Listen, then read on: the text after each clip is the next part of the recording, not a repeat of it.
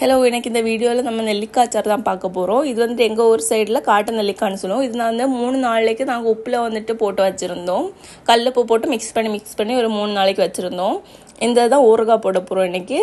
இதுக்காக நம்ம வந்துட்டு 1 டீஸ்பூன் கடுகு, 1 டீஸ்பூன் வெந்தயம், இந்த ரெண்டையுமே லைட்டாக ட்ரை ரோஸ்ட் பண்ணி வறுத்து பொடி பண்ணி வச்சுருக்கேன்.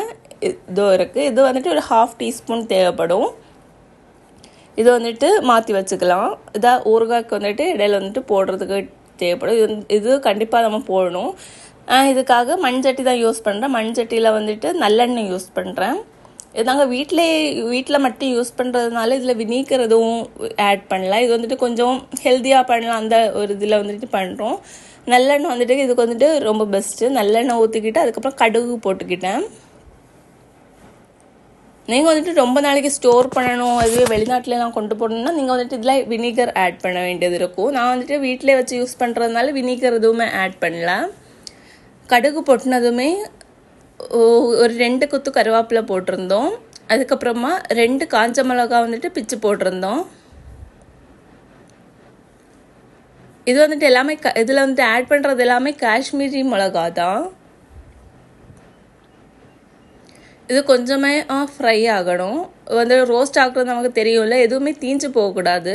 இதில் வந்துட்டு ஒரு 3 டீஸ்பூன் டேபிள் ஸ்பூன் கிடையாது, 3 டீஸ்பூன் இந்த பிரியன் மிளகு இருக்குல்ல, இந்த நார்மல் மிளகு வந்துட்டு பொடிச்சு வச்சுருப்போம், அது வந்துட்டு லைட்டாக இது பண்ணி ரோஸ்ட் பண்ணிக்கணும். இது இந்த மசாலா வந்துட்டு கரையக்கூடாது. அதுக்கப்புறமா நம்ம ஆல்ரெடி அரைச்சி வச்சுருந்த வெந்தயம் ப்ளஸ் அந்த கடுகு இருக்குல்ல, ரோஸ்ட் பண்ணி ஆட்டி வச்சுருந்தது, அதை வந்துட்டு இதில் போட்டுக்கலாம். ஒரு 1/2 டீஸ்பூன்.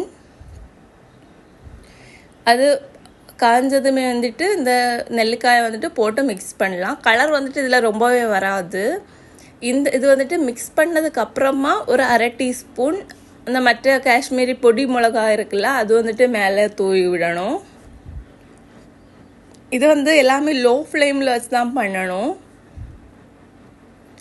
இந்த மசாலா வந்துட்டு கரைஞ்சால் வந்துட்டு இதோட டேஸ்ட் இருக்காது. அதனால் எல்லாமே லோ ஃப்ளேமில் வச்சு இந்த மசாலா வந்து கறியை விடாமல் வந்துட்டு இதை வந்துட்டு இந்த மாதிரி மிக்ஸ் பண்ணி எடுக்கணும். இந்த ஊற வச்ச டைமில் கொஞ்சமாக லைட்டாக அந்த உப்பு தண்ணி இருக்குல்ல, அதையுமே சேர்த்து தான் போடணும்.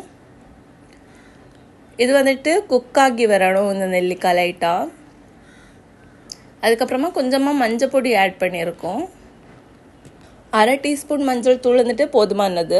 கீழே வந்துட்டு எங்கள் அந்த உப்பு தண்ணி அப்படியே இருக்குது, அது வந்துட்டு ட்ரை ஆகி வரணும் ஃபுல்லாகவே.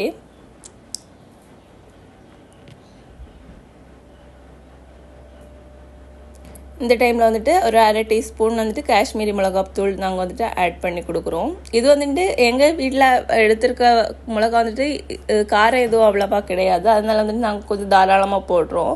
நீங்கள் அந்த காரத்துக்கு ஏற்ற மாதிரி நீங்கள் போட்டுக்கோங்க. இந்த டைமில் வந்துட்டு உங்களுக்கு கொஞ்சமாக வந்துட்டு அந்த இது வந்துட்டு லைட்டாக குக் ஆகி வரணும். அந்த அளவுக்கு வந்துட்டு நீங்கள் கிளறி எடுத்துக்கோங்க. ஆனால் அந்த நெல்லிக்காய் உடையக்கூடாது. இது வந்துட்டு செஞ்சு வச்சு நீங்கள் சாப்பிட்டு பாருங்க, ரொம்பவே டேஸ்ட்டாக இருக்கும். ரைஸ் கூடலாம் இந்த அளவுக்கு குக் ஆகி வந்தால் பொழுது ரொம்பவே டேஸ்ட்டாக இருக்கும். வேணால் ஒரு வாட்டி செஞ்சு பாருங்கள். இந்த மாதிரி செஞ்சு பார்த்துட்டு எப்படி இருந்துச்சுன்னு சொல்லி கமெண்ட் பண்ணுங்கள். நம்ம சேனல் இது வரைக்கும் சப்ஸ்கிரைப் பண்ணாதவங்க வந்துட்டு சப்ஸ்கிரைப் பண்ணிக்கோங்க. தேங்க்யூ. நெக்ஸ்ட் வீடியோவில் பார்க்கலாம். பாய்.